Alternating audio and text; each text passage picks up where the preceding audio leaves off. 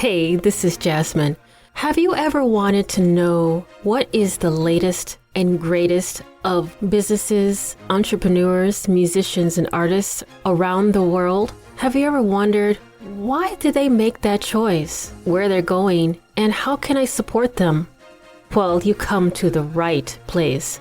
If you haven't heard already, I have some amazing guests all the way from Africa and as close as Texas, where I live. Check out Noise Zion podcast on Spreaker, Spotify, Apple, iHeart, and 30 plus other platforms.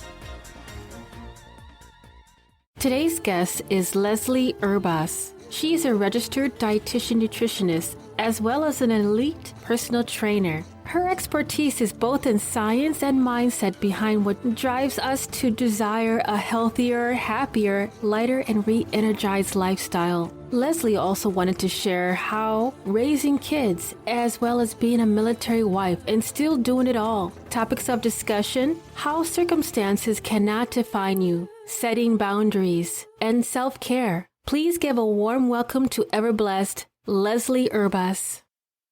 Yay. Hi. Hi there. How are you? Good. How are you today? I'm good. So I did go through your website and I had a couple other questions because I know that you are a certified nutrition and dietitian. Yeah. For people that don't understand what that entails, can you tell us what you do specifically? Yeah. So registered dietitian, first of all, to be one, you have to go to school through what they call a CADE accredited program. So basically I went to school, got my nutrition degree. Then I had to go on to an internship and go through that for a year. Some are longer, some are shorter, depending on if schooling is involved. Some get masters, some don't. Now I think you have to have your masters, which I do anyways. But so it's just like a rigorous training, like a nurse or a doctor would go through. But that's from the dietitian standpoint. And then I'm also a personal trainer, which I got after the fact. But basically what it means is that we're really specific to know the nutrition for you. So many people out there are wellness certified or health coach certified, but what they don't have is like, I can tell you exactly from the moment when a carbohydrate hits your mouth, what happens in your entire body. Oh, wow. Right. And I'm able to help you like really hone into those things. Like, should you be removing it? Should you not be removing it? What really functions for your body? And all the intricate work, it's not just like people hear dietitian and they're like, yeah, whatever, I'll just get a health coach or something. They're expecting us to give them like this piece of paper diet, and it has nothing to do with that. It literally has everything to do with, I could tell you fully functioning what's happening and what's going on and really digging in deep in there. So, yeah. Wow, that's good to know. You have in-depth information on something that we just take for granted, or we've done it so many times where we consume, like you said, carbohydrates. We just we're just going through the motions. But you actually know in depth what it does to your body if you're doing a regimen and exercising or a particular diet lifestyle. So that's pretty interesting. A little bit more in depth in personal questions, I guess, just to get to know you a little bit more. So what is the biggest myth that you shared as advice over and over again? So I think one of the biggest things is that people believe that in order to lose weight, it's calories in versus calories out. And there's so much more to that. Yes. Do we need to create a deficit? Sure. But there's so much more to that. Are you fueled? Are you doing what's best for your body? Are you, doing the things that are right for you? There's so many other things out there. So when people come to me, they're like, oh, you're going to give me a diet and tell me to count calories and view calories in versus calories out. And I'm like, not really. Yeah, because there's so many types of fad diets out there. So when did you first become passionate about your chosen field? At first I was a dietitian in the Navy. So I guess I became passionate in a military way. Not that I would say that's 100% true, but that's how I started. I think I've always liked weight loss to a point. I dealt with a lot of weight loss clients through the Naval Hospital that I worked at, both as an active duty person and a civilian. But I would say my passion really started to revolve around when I could put together that the whole reason why I was able to lose weight and keep it off was because I control the 6 inches between my ears, that the scale doesn't define me, that it's not about the particular diet you're on, that it is about you and yourself and your worth and the true being behind you. And I would say I probably came to that about a few years ago when people, I would give people advice a lot. And yes, some would lose weight and some would keep it off for life. And then some would come back to me. I'm like, I'm not sure what's happening. And then I realized it's all about patterns. It's all about like those things in your brain, the things that are really going on behind the scenes that are really stopping you from losing weight. And I don't think it's something that's talked about, right? Instead, we have all this mainstream wellness stuff like follow these points or buy this diet or do this quick and easy thing that's really cheap or take the supplement because they're designed, to keep you on them, right? Or designed to keep you coming back. Nobody really helps you solve the problem of what's going on in between your ears. And that's ultimately what I love to do. That's my passion, is to really solve your problem from the perspective of where you are instead of like, here's your piece of paper diet, follow this. And when you don't follow it, come back to me with your tail between your legs, knowing that you did something wrong, Right. Because back in the day, I used to be a marathon runner and I was also vegan at the time. So that was very, very strenuous for me. It was very highly dedicating to stay on point in regards to the proper protein, the proper, intake of foods at particular times of the day, when to run, when to rest, stuff like that. So that was a lot of trial and error for me because I didn't have anyone to kind of guide me and do that. I just said, you know what, I'm going to do this before I turn a point in my age. And at that time, I was actually getting ready for the Army. So, boy, oh my gosh, that was almost 10 years ago. That was an interesting thing. And like, if you were there at the time that I needed, I bet you I probably would have been on a better track than what I was doing, just like blindly going in and trying to figure out things. So yeah, for sure. So what are the highlights of your career? Yeah, good question. So, I guess the first one would be joining the Navy. I was never a dietitian before the Navy. I got out of school in 2009. I had already been applying to be in the Navy. And then when they accepted me in October, that was definitely the highlight because it's like your first job, right? But also that I was a dietitian in the Navy, so I felt cooler, I guess. But then I would say, I started working for a different company and then I went back to work. Like I literally got a call from my old boss and he was like, hey, we're going to add a civilian position of what it is that you do. It's temporary. It's only 2 years, but I'm sure in 2 years we'll convert it to be an actual spot. And I was like, okay. So I got to go back and do the same job again. And then I would say that the other big highlight was definitely, starting my business and seeing that I loved what I did, but because I couldn't see them as often, because we just didn't have like too many clients, too many patients coming into the hospital and not enough of us. Since we couldn't see them as often and they weren't getting as good of results, I loved starting my business to be able to really work with somebody and get in your head, get in your mind, get in your brain and like pick it apart and be like, hey, like, let's understand why we're doing the same thing over and over. Like, we don't need to go insane, right? Which is the definition of insanity, doing it over and over, which is what most people do when it comes to diets, right? It's like lose the weight, gain the weight, or, start again and then stop again on Wednesday. And it's these patterns and we don't really see the patterns or see around them. And that's really what I would say would be the biggest highlight, was figuring out like, oh, this is what I did. And this is how I help others do the same, Wow, that's great to have that insight because, you've experienced it yourself. So you have more of a personal insight in regards to what works best and you have a great analytic skill and talent to do that. So that's awesome. And I know they were talking about the military because I'm a military brat. My mother was, I believe she is the first generation of military, first generation pretty much with everything. First Latina to be in the Air Force in our family, first one to graduate high school and college. And life changes for me. fell in love and got married. So I did not take that leap in regards to the military. I would have been the second person in our family to get into that. But I mean, well, from what I know, I believe my grandfather was in the military, but I don't know him as much. He wasn't in our lives, so I don't know his history and background in regards to that. But can you tell me some funny stories if you wanted to share about the time you were in the Navy? If you had anything? Yeah, I would probably say, that we weren't allowed to haze anymore in the Navy. They did when I got there. They used me as like the youngest officer, and so they like painted on my collar devices like running lights. Like if you're familiar with a ship, there's like red and green lights for the sides of the ship. So they did that on my pendants that I wore because it was like, oh, she needs to remember where they go. No. Yeah, that was fun. And then when I got to be the most senior one, they dressed me up as a bull for this event. I was not too happy about that one. I was also very sick that day. I'll never forget that day.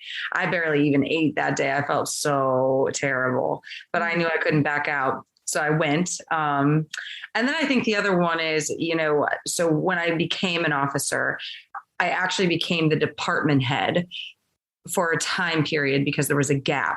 So imagine me at 24 years old, wearing a uniform, brand new dietitian on top of it. And I'm running a department with like 60 people underneath me. Wow. And I have to go into a meeting where people are all like 5 ranks ahead of me. So it would be like you're the cook of a hospital and you have to go up and speak with like all the people on the board, including the president and the vice president of the hospital. Right. So this is me. And I had to go to this meeting and my senior chief at the time literally like told me what to say and that it would be exactly what he needed when he called on me. And I'm like, okay, cool. All right. I'm trusting this guy. So I go into this meeting and I have what I have to say. I look down, I read the majority of it because it's totally okay. That's what everybody else was doing. And he comes back and he asked me a question that had like 7 acronyms. Like the Navy is full of acronyms, all the military is. And I remember just being like, oh. And a captain, I'll never forget her. She put her hand on my hand and was like, sir, I think this is what her answer is. And she answered and he was like, oh, okay, good. And moved on to the next person. And I just remember being like, oh, thank God. I walked out of there and I looked at that captain and I was like, ma'am, with all due respect, what the hell did he just ask me? Like, I don't know. Right. Like I had no clue. So yeah, I would probably say that was my funniest story of like just walking back out and the senior chief was like, how'd you do? I was like, great, I guess. I'm still standing, living and breathing, and I still have my birthday because that's always what I said. The Navy can take everything, but they can't take your birthday. Right. So yeah, those would probably be my funniest ones. By the skin of your teeth, huh? So exactly. Yeah.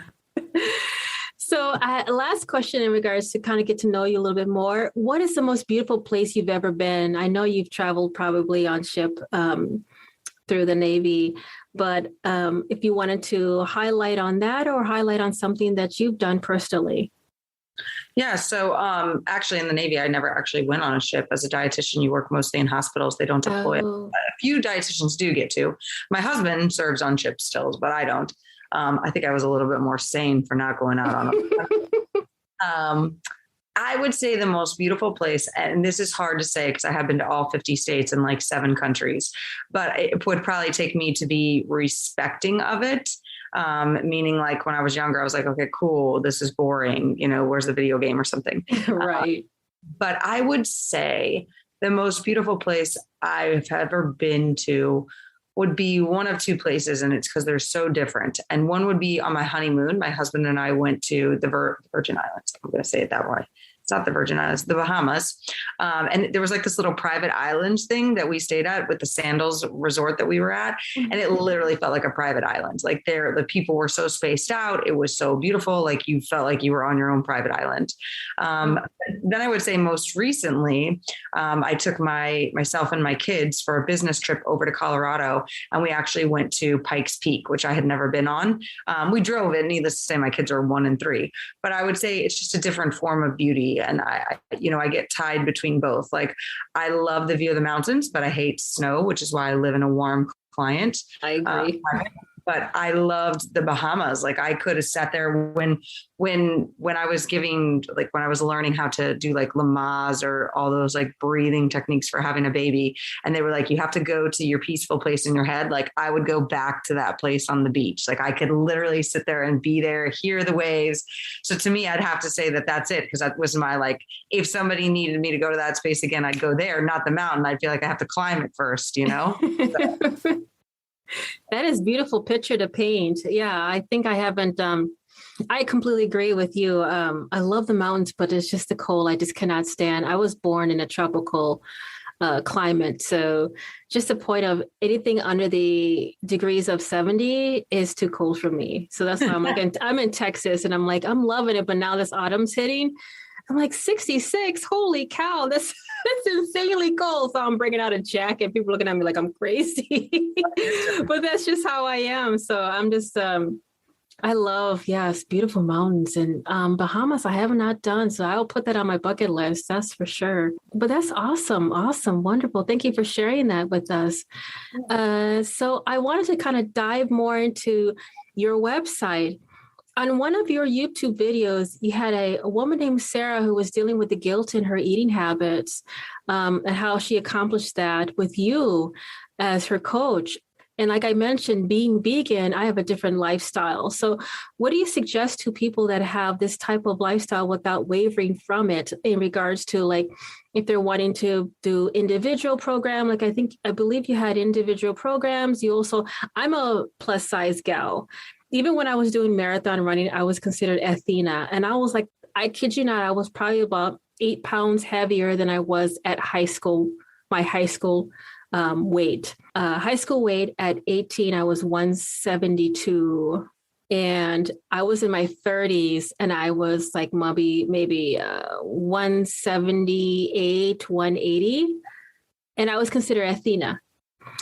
So you have a different programs on your website, like the Ultimate Fit Family, the individuals, the high performance athletes, the having fun losing weight.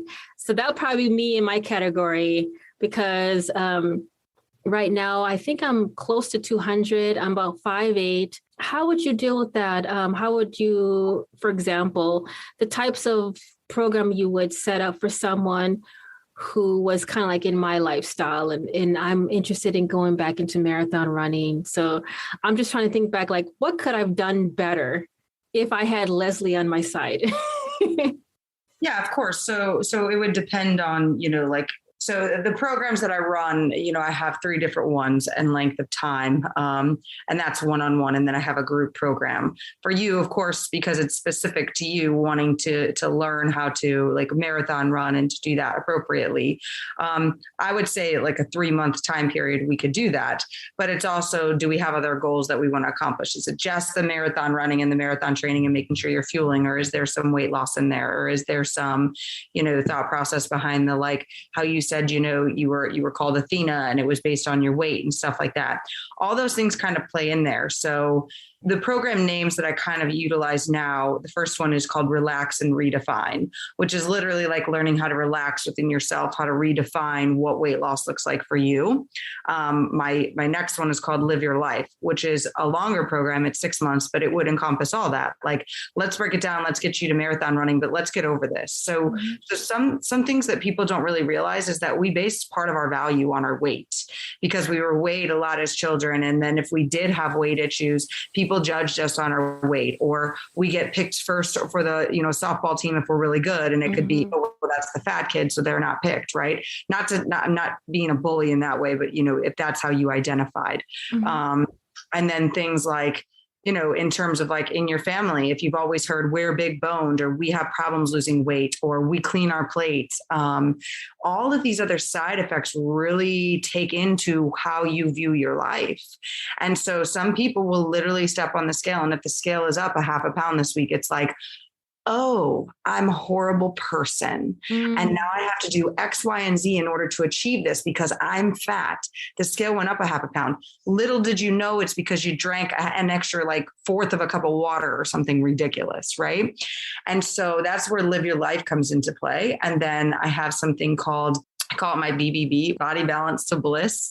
And that's a year. And this is like, let's free ourselves of all that noise. Let's actually get what's right for us and learn everything that we're going to need in order to clear these blocks, in order to succeed in our life and all that. But for a marathon training, you know, if that were like, you were like, I specifically just want to come for marathon training, this is what I want the answer to, I would say a 3-month period of time, especially because we have some things to play with there, right? Mm-hmm. And it's going to be like, how is our training going? What does our diet typically look like? What do we enjoy? What do we need to focus on? What do we need to do during the marathon running? People just think, you know, I can train to do a marathon, but so much goes into that. When I was doing half marathons, like some of the things that you would normally do during a marathon, you're like, oh, okay, people talk about this gel. So I'll do this gel. Little did you know the gel, you wait too long to try it. And the gel actually gives you like stomach pains, which is very common to people. Mm-hmm. And so you're in the middle of the marathon running and you're like, and now my stomach hurts. And now all the blood is rushing to your stomach instead of to your body where it needs to be. And so you wind up like wanting to collapse and it's like the worst marathon of your life. And then you attest to never do it again. Right. Right. So much that goes into that. So how do I do that? You know, I utilize it through what I call a brainstorm call. And that's sitting down with somebody for about 30 minutes to actually hear what it is they actually want. What do they intend for themselves? What do they want in their life, their diet, and all that stuff to get them the goal? Maybe it is really just like, I'm comfortable where I'm at weight wise, et cetera, but this is, I want a marathon run. Okay, great. But maybe it is, you know, like, I never really realized how much a scale controls me. Like Sarah's testimonial that she brought up, you know, there was a point that it was like, I'm not eating a bite of that dessert because if I do, the scale will go up tomorrow. You know, when we're so controlled by that, no fad diet out there, no supplement, nothing like that is ever going to be able to conquer that piece of your brain. Right. That has to be literally rechanged. You know, it's just like, you know, when your kid, you know, goes to walk, okay, like we expect them to fall numerous times. We never sit there and be like, you can't walk. Stop trying, right? Mm-hmm. Like every time they fall down, you can't walk. If so, maybe they literally wouldn't walk. But when you are, you know, trying to lose weight, this is literally what you do to yourself. The scale went up. You'll never lose weight. And because of that, like your body's like, okay, here we go. Not losing weight. Should we gain a few more pounds? And you don't really know what's happening. So that's kind of what Sarah got into. But for each person, nutrition is so specific. Well, I'm sure you've heard like your gut is your second brain. Mm-hmm. And it's so true. None of us have the same gut. That's why sometimes people are like, I hate it because I got diagnosed with this bowel issue and no doctor can help me. And it's because, well, it's actually going to take a lot of work on your part and working with a coach or someone who's experienced in this avenue to literally walk you through it so you can take out the things that you know for sure not to, and then get your life back. But it's work and it's changing what's in your brain in order to get there. Yeah. But yes, you hit on a lot of things that there's a lot of moving parts and nuances that you handle with your prospective clients. And I also looked at your video with the couple, like when, you know, the gentleman was saying that he wants to lose weight, but he also wants to bulk. She wants to lose weight, but then they have they're very picky on the types of eating habits that they have. One doesn't like onions and the other one likes tomatoes, you know, stuff like that. So that's pretty interesting how, you know, you're able to customize the meals and their exercise regimen based on their, you know, having their 30-minute conversation with them and then keeping track with them on a weekly basis. I believe they identify that you reach out to them on a weekly just to kind of make sure, hey, how you doing? You know, and I love that because it's like, even though we are our own, you know, I have a internal cheerleader. Sometimes she likes to peek her head out. Sometimes she doesn't. She's like, you know what? I'm sitting on the couch eating chips right now. I don't want to help you with anything. I'm just too tired or whichever. But to have you, Leslie, as someone who's like the outer voice, the encouragement for your clients saying, we can do this. We can make the change that you want. I'm able to take care of the, you know, customized based on your preference. It's such a beautiful thing that you have this journey where you're able to do that and you're able to take that gift and share it to everyone. So I am very grateful to speak with you on that subject. That is awesome. Now, based on your different programs that you have, you identified also that you work with them about their particular types of eating based on their choice and customizing it into the program. So do you yourself, I know this is kind of like out of the whim, this is organic, and I've used many different types of meal prepped delivery subscriptions. Do you yourself, or do you identify to the person, your client, this is what you should do, go out to grocery shopping, or do you suggest subscribing to those particular types of meal prepped delivery memberships or subscriptions, point where they need to look into their eating habits and how are they able to shop? Do you help them with that, or what is that process? Yeah, of course. So typically we talk about how to shop. I'm not opposed to meal services. I don't promote one or the other. I have to see what the reasoning behind that is. If you're literally doing it because you're like, well, somebody else is doing it for me, you'll eventually stop. Like, no matter what you say, if you're doing it because someone else is doing the portion control, they're doing the cooking, they're doing all that, you'll eventually get tired of it. They only have so many meals that you do. It doesn't teach you to dine out. It doesn't solve a problem. It's a Band-Aid. It's literally a Band-Aid. That's what 98% of all diets or any of these things are. They're a Band-Aid.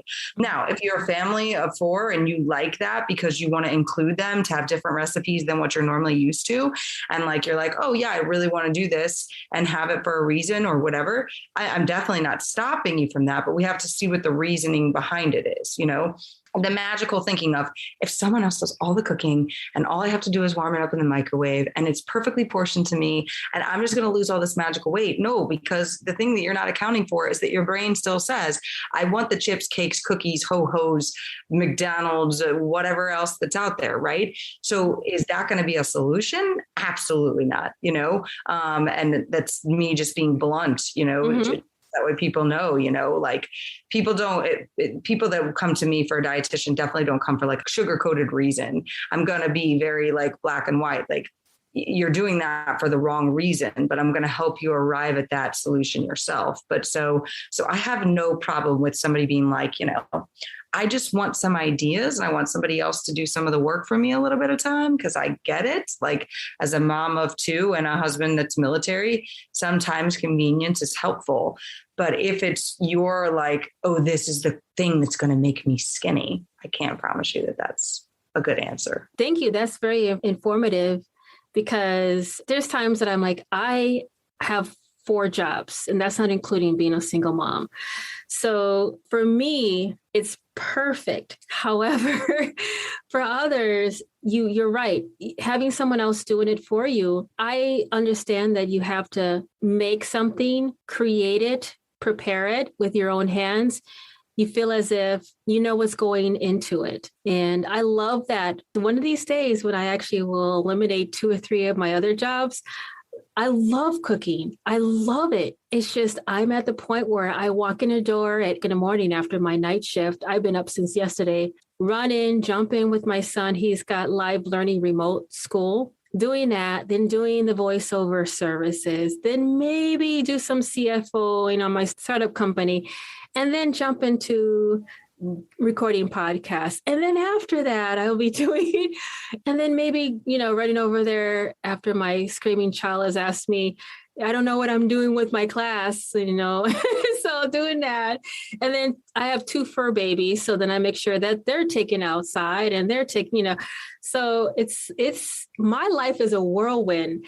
Mine is like completely understandable. But if you want to follow what Leslie do, and I know for sure you know what you're doing. And I really recommend that other people would follow her and look into her website for her program because it looks like she's on it. She's on point.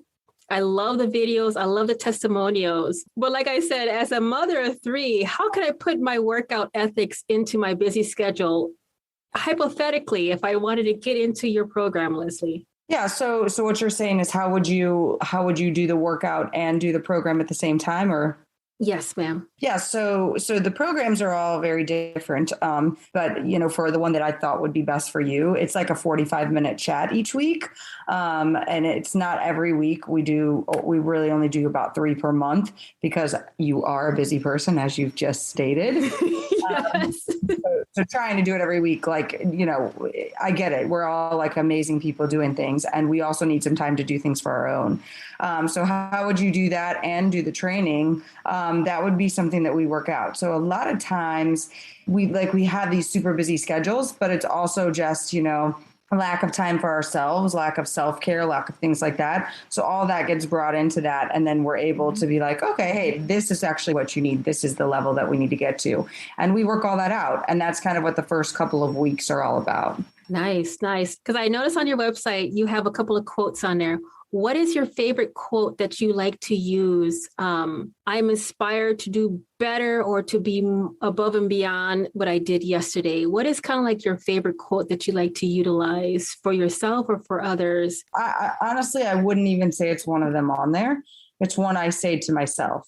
Mm-hmm. So a big thing is that you are what you say you are. So the more you say I'm fat, I'm ugly, I'm never going to lose weight, that's what you're going to achieve. So when I'm in one of those bad moods, I go back to all the things I want to be. And I say all the things I am, meaning all the things I want to be that I want to embody, like I am in the best shape of my life, things like that. And that's what I go back to. And that's what I have my clients go back to. When you're having a bad day, you need to go back to yourself. You need to go within yourself, within your brain, and tell yourself who you really are instead of who you're telling yourself right now. I wanted to also tell the listeners, actually, could you tell the listeners exactly how they are able to reach out to you and get to know more about those awesome programs that you have available for your prospective clients? Yeah, of course. So the main place I tell people to go is my Facebook group, Weight Loss and Wellbeing for High Performers.